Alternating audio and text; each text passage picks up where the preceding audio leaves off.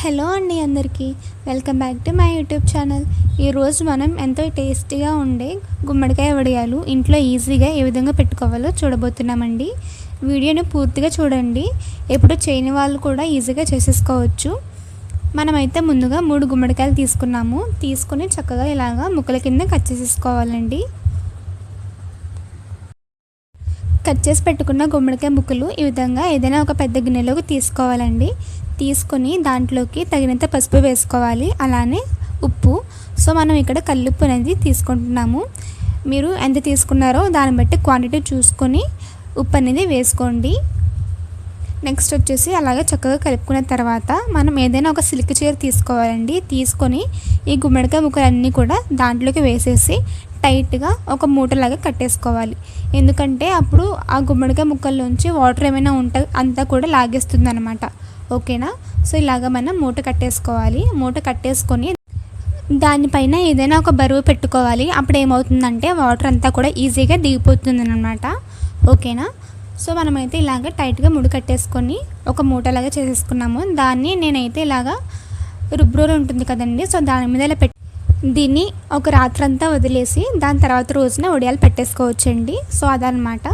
Next వచ్చేసి మనకి ఇక్కడ కేజీ మినపప్పు తీసుకున్నామండి. పిండి కావాలి కదా, సో అందుకని కేజీ మినపప్పు తీసుకొని ఇలాగా చక్కగా వాష్ చేసుకుంటున్నాము. పొట్టంతా కూడా తీసేసుకొని ఇలాగా పప్పు నీట్గా కడిగేసి ఒక గిన్నెలోకి తీసి పెట్టేసుకుందాం ముందుగా అయితే.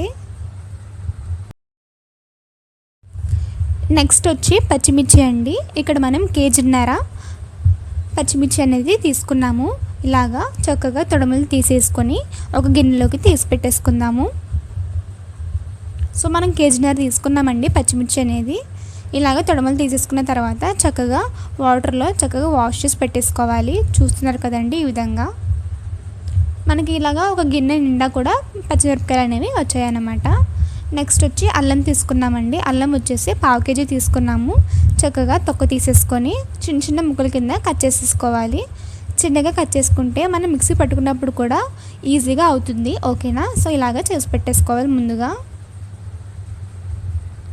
ఇప్పుడు పచ్చిమిర్చి అల్లం మనం ఎంత క్వాంటిటీ అయితే తీసుకున్నామో అంతా కూడా కొంచెం కొంచెంగా మిక్సీ పెట్టేసుకోవాలండి. మనకి అది పేస్ట్ లాగా అవుతుంది. పేస్ట్ అంటే మరీ ఫైన్ పేస్ట్ కింద అవసరం లేదు, కొంచెం కచ్చా పచ్చగా ఉన్నా పర్వాలేదు.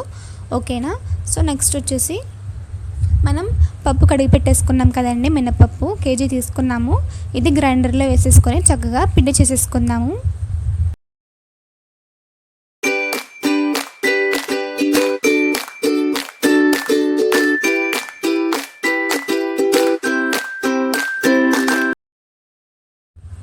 ఇక్కడ కొంచెం వీడియో క్వాలిటీ బాగాలేదు, కొంచెం అడ్జస్ట్ అవ్వండి. ఇక్కడ ఏంటంటే మనం పచ్చిమిర్చి అల్లం పేస్ట్ చేసుకున్నాము. చూస్తారు కదండి, కచ్చాపచ్చగా ఉంది. ఈ పేస్ట్ అనేది మనం గుమ్మడికాయ ముక్కల్లో వేసేసుకోవాలి.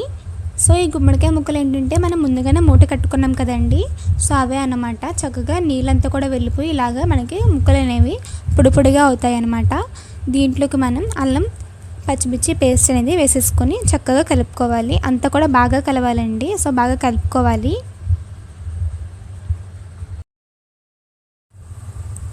బాగా కలుపుకున్నాం కదండి. ఇప్పుడు దీంట్లోకి మనం ముందుగానే గ్రైండర్లో పిండి చేసుకున్నాం కదండి మినపప్పు.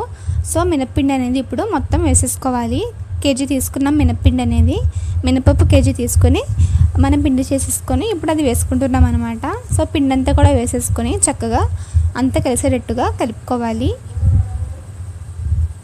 సో ఇలా కలుపుకున్న తర్వాత ఒకసారి చూసుకోండి ఉప్పు సరిపోయిందా లేదా అని. ఒకవేళ ఏమైనా తక్కువ అయితే సాల్ట్ వేసుకోవచ్చండి, వేసుకుని మరలా కలుపుకోవచ్చు.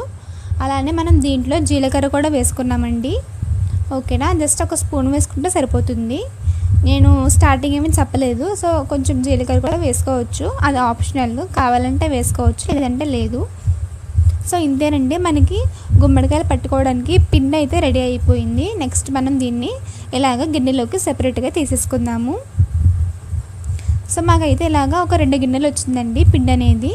చక్కగా ఎండ ఉన్నప్పుడు ఉడియాలు పెట్టేసుకుంటే బాగా వస్తాయి.